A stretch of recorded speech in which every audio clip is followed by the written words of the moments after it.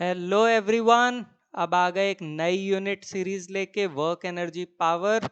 पहले क्या किया हुआ लॉज ऑफ मोशन, और इस वीडियो में क्या करने वाले हैं, इस वीडियो में हम पढ़ेंगे वर्क क्या होता है, types of work and work done by a varying force. चलिए वर्क पे आते हैं। What is work? So work is said to be done if force acting on a body is able to actually move it through some distance in the direction of force। यानी कि आपने एक object के ऊपर force लगाई और object उसी direction में मूव कर गया, तो उसे हम वर्क कहते हैं। बेसिकली होता है पॉजिटिव वर्क है। वर्क का फॉर्मूला है W is equal to F dot S, और डॉट प्रोडक्ट में कॉस थीटा आता है, इसीलिए W is equals to F S cos theta. Dimensional formula ml2t minus two. Unit of work अगर मैं बात करूं एब्सोल्यूट सिस्टम में, तो SI यूनिट होती है जूल, CGS यूनिट होती है erg, and I hope you remember 1 joule is equal to 10 to the power of 7 ergs. चलिए 1 जूल को डिफाइन करते हैं। The work done is said to be 1 joule if a force of 1 Newton displaces a body through 1 meter in the direction of force। यानी कि 1 joule is equals to 1 newton into 1 metre. Gravitational unit की बात करते हैं तो SI में आ जाता है केजी मीटर, CGS में आ जाता है ग्राम सेंटीमीटर। तो 1 केजी मीटर को अगर हम डिफाइन करें तो हम कहते हैं work done is said to be 1 KG metre if a force of 1 kgf displaces a body through 1 meter in the direction of force। Okay, types of work. Positive work करेंगे जहां थीटा लेस देन 90 डिग्री। याद करो अभी किया था concept of work, formula क्या था, F S cos theta. तो अगर थीटा लेस देन 90 डिग्री है तो वर्क डन पॉजिटिव होता है। एग्जांपल देखें। पहला, when a body falls freely under gravity the work done by gravity is positive. क्यों भाई, ग्रेविटी भी नीचे जा रही है, ऑब्जेक्ट भी नीचे जा रहा है, angle zero, work done positive.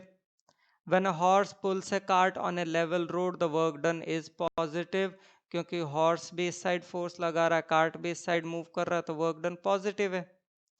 चलिए negative work, theta greater than 90 degree. So when a body slides over the rough surface of another body, work done by frictional force is negative. तो इस box पे force लगाए, इस तरफ frictional force opposite लग रहा है, तो ध्यान दो फ्रिक्शनल फोर्स इस डायरेक्शन में, डिस्टेंस या डिस्प्लेसमेंट इस डायरेक्शन में, तो वर्क डन कितना निकलेगा, नेगेटिव ही आएगा।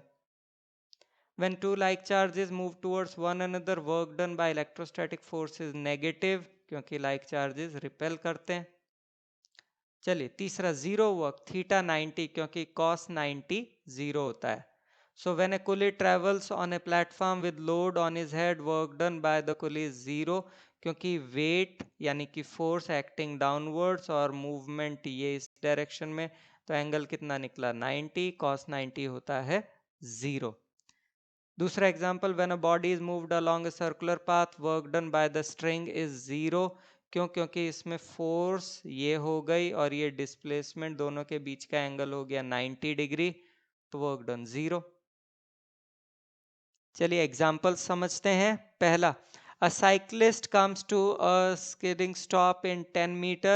During this process the force on the cycle due to the road is 200 newton and is directly opposed to the motion. How much work does the road do on the cycle? How much work does the cycle do on the road? चलिए ये हो गया cyclist road के ऊपर, force friction की है 200 Newton, distance है 10 metre, ये देखो ये मूव कर गया, ठीक है। फ्रिक्शनल फोर्स लग रही है ऑपोजिट डायरेक्शन में, डिस्टेंस मूव किया 10 मीटर, तो W is equal to F dot S यानी कि एफ एस कॉस थीटा। यहाँ फ्रिक्शनल फोर्स और डिस्प्लेसमेंट के बीच का एंगल है 180, तो वैल्यूज पुट की कितना आया, W is equals to minus of 2000 joules, ठीक है। नेगेटिव वर्क से क्या होगा, साइकिल रुक जाएगी। अच्छा, न्यूटन्स थर्ड लॉ कहता है इक्वल एंड ऑपोजिट फोर्स जो है वो रोड पे भी लग रही है साइकिल के कारण, तो मैग्नीट्यूड तो होगा 200, लेकिन अब रोड में तो कोई डिस्प्लेसमेंट नहीं आ रहा, तो जब रोड में कोई डिस्प्लेसमेंट ही नहीं आ रहा तो work done by the cycle on the road is zero. Work done by varying force.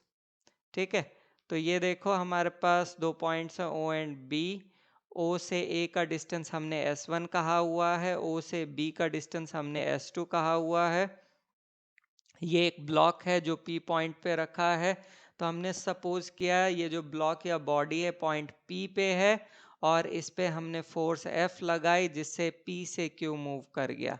ये फोर्स लगाई F और ये मूव कर गया P से लेके Q, और इसने जो मूवमेंट किया वो ds का किया। ठीक है, अच्छा ये जो फोर्स है P और Q के बीच में, ये वेरी तो कर रही है लेकिन क्या है, बहुत कम वेरी करती है। ठीक है, क्योंकि ds की वैल्यू बहुत कम है तो फोर्स में वेरिएशन बहुत कम आता है, इसीलिए हम यहाँ फोर्स को कांस्टेंट ले लेते हैं।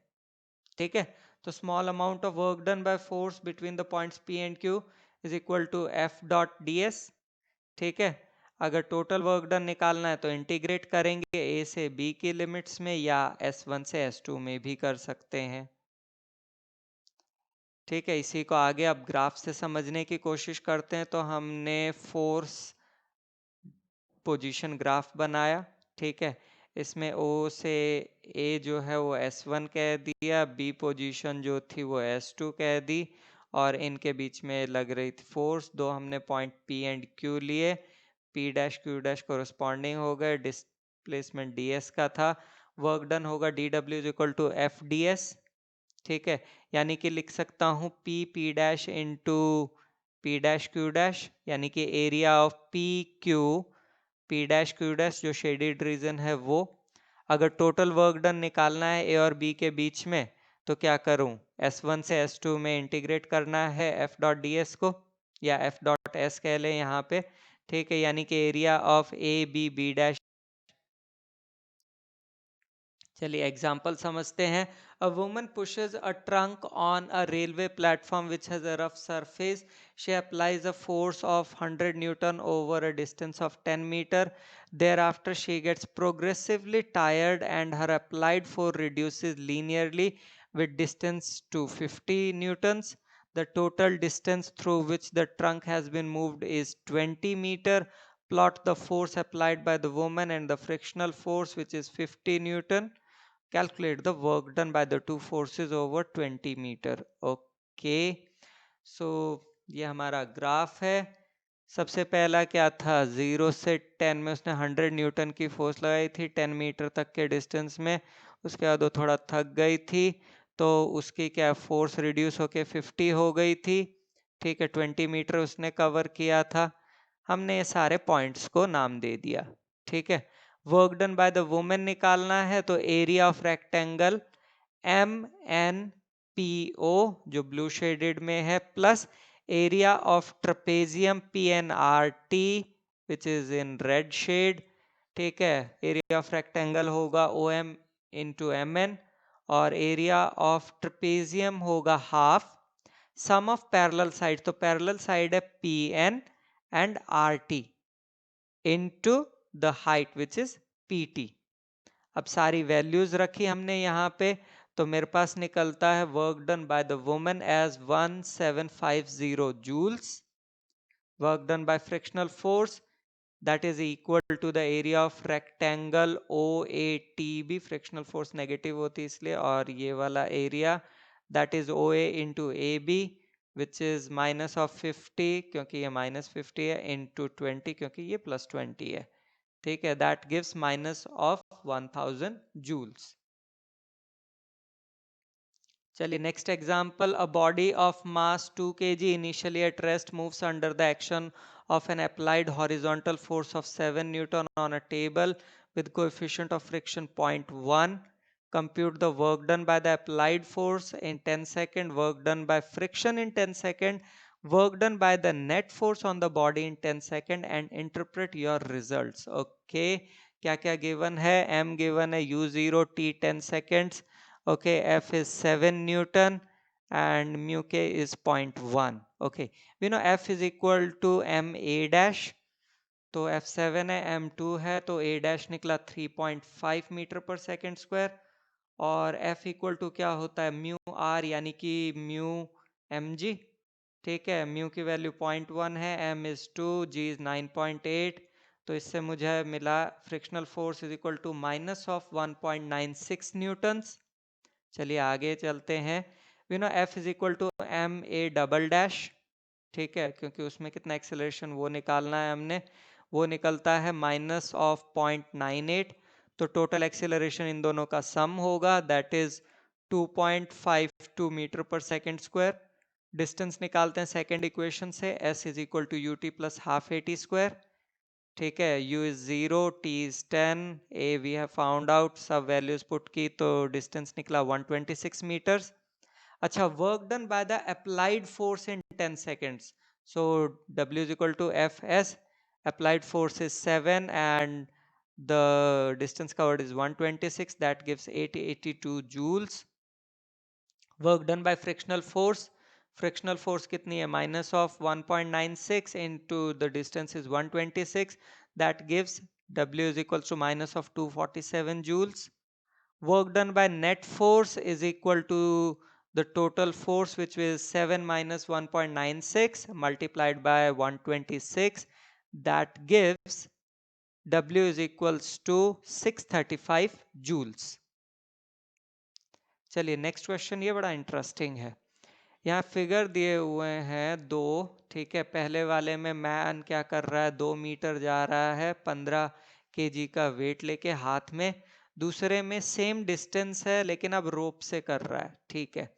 अच्छा, किस में वर्क डन ज्यादा होगा, चलिए निकालते हैं। पहला केस देखो, वर्क डन क्या होता है, F S cos theta, M G S cos theta, ठीक, तो 15 into 9.8 into 2 into cos 90, so that gives 0, कोई वर्क डन ही नहीं है।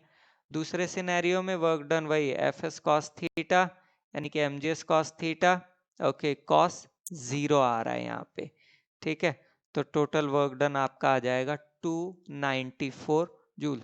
अब तुम सोचो कि 0 क्यों, क्योंकि इस केस में देखो वेट एक्टिंग डाउनवर्ड्स, डिस्प्लेसमेंट ही है, तो एंगल दोनों के बीच में 90।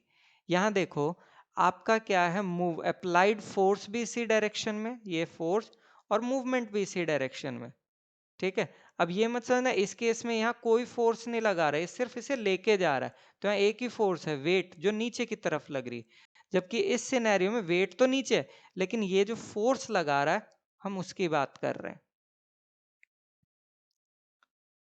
सो क्लियरली सेकंड केस में वर्क डन ज्यादा। चलिए अब आ जाते हैं, क्या क्या पढ़ा रिकैप कर लें जल्दी से। तो हमने पढ़ा वर्क क्या होता है, वर्क का formula W is equal to F S cos theta, unit of work joule erg जो CGS में है, types of work positive work, negative work, zero work, positive में theta is less than 90, negative में more than 90 and zero में equal to 90, ठीक है। Work done by varying force, W is equal to integration of F dot S या F dot ds with the limits S1 to S2। Assignment है, 5 ही question है, try करो, कोई problem हो तो पहले सब ट्राई करो, उसके बाद वीडियो को प्ले करो, फिर चेक करते हैं आंसर्स। चलिए असाइनमेंट सॉल्व करें। पहला question, what should be the angle between the force and displacement for maximum work and minimum work. तो भाई अगर मैक्सिमम वर्क करना है तो थीटा 0 होना चाहिए क्योंकि कॉस 0 1 होता है, और मिनिमम करना है तो आपका 90 डिग्री होना चाहिए क्योंकि कॉस 90 0 होता है। अब तुम सोच रहे होगे व्हाट अबाउट 180, उसमें -1, तो भाई ये -1 में वो माइनस साइन डायरेक्शन का है, मैग्नीट्यूड में तो वर्क मैक्सिमम ही होगा, वो डायरेक्शन ऑपोजिट होगी। What is the work done in holding a suitcase, 15 kg suitcase while waiting for a bus for 15 minutes?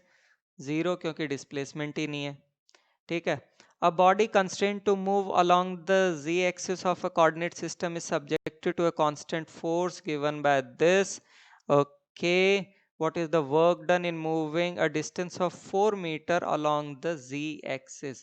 तो F दिया हुआ है और मेरे पास S दिया हुआ 4K। अब 4K कैसे आया, क्योंकि Z एक्सिस है तो उसमें कोऑर्डिनेट K होता है।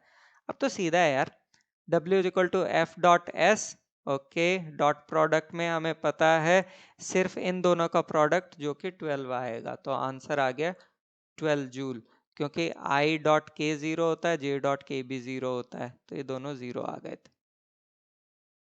चलिए, the sign of work done by force on a body is important to understand state carefully if the following quantities are positive और नेगेटिव।